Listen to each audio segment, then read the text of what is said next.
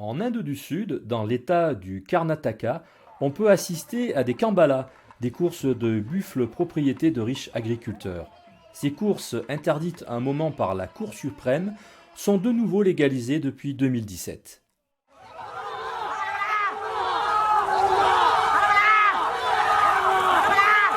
इसमें लग जाएगा आदमी बर्बाद है, बर्बाद हो जाएगा उसका कुछ नहीं हो सकता। हाँ वैसे उसको कोई नहीं बचा सकता।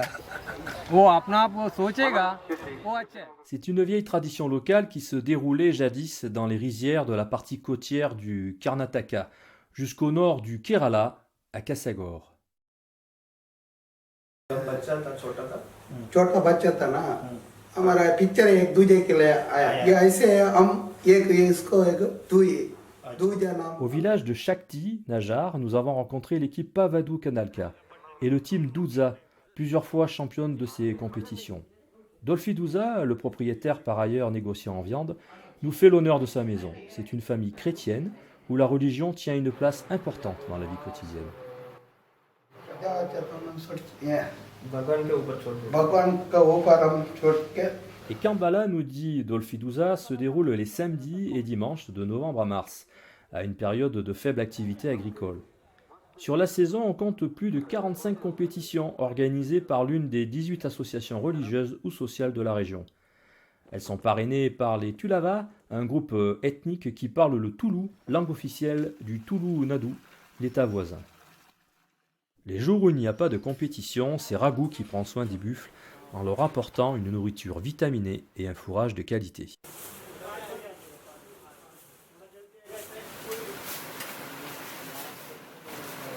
Tous les matins, les animaux sont conduits à une séance d'entraînement, ici avec Ragou, Dolphy Douza, le propriétaire, et Clevin Zrouz, le chargé de communication, qui se donne aussi un peu d'exercice.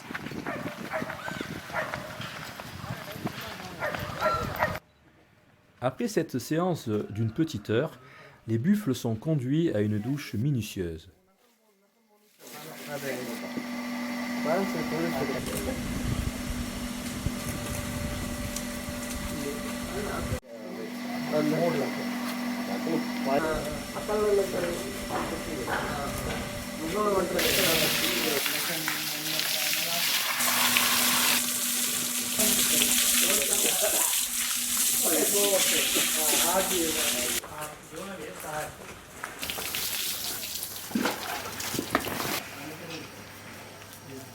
Voici venu le jour de la compétition, et alors que le jour n'est pas encore levé, c'est le rassemblement devant la maison pour placer la journée sous la protection de l'enfant Jésus.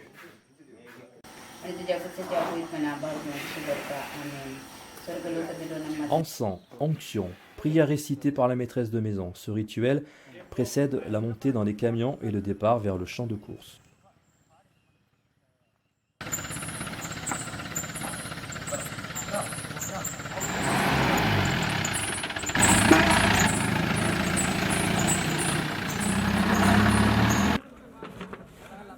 Nous voici arrivés à Vénour, où l'on va commencer par un rafraîchissement dans la rivière Loisy.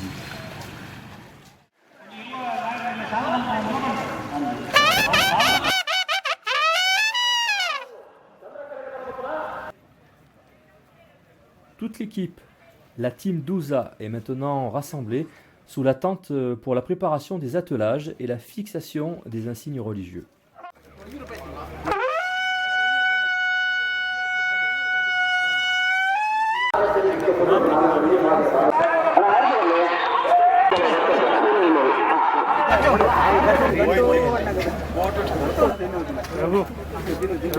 Pendant ce temps, les jockeys se préparent, ou plutôt sont préparés. Ce sont des travailleurs agricoles qui, en cette saison où les travaux des champs sont très réduits, deviennent de véritables athlètes. Srinivas Govda, par exemple, le jockey vedette, tracté il est vrai par ses buffles, est plus rapide aux 100 mètres que le champion olympique Usain Bolt. Les attelages sont enfin prêts pour une nouvelle prière et recevoir une bénédiction sur la Bible.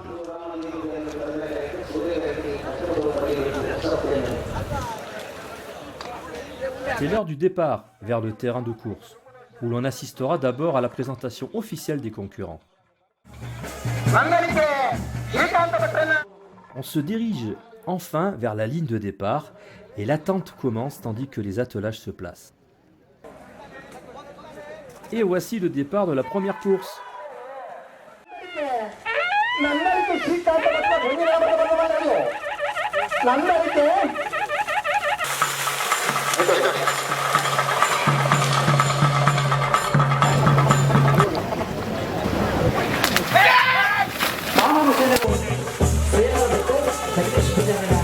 ಮುನ್ನರ್ಕ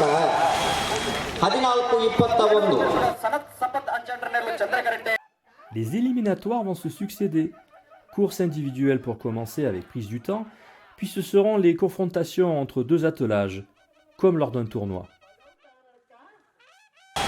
14-21 L'heure a sonné pour la dernière grande explication.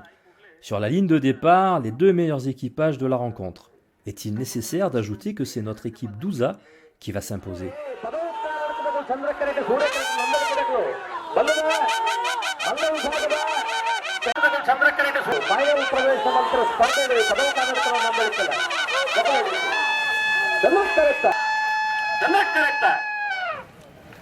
Un jockey se rafraîchit et les vainqueurs posent pour la postérité. Dolphy Douza est un propriétaire heureux. Ce n'est pas son premier succès. Dimanche dernier, son équipage avait déjà gagné à Japina Maguerou, près de Mangalore.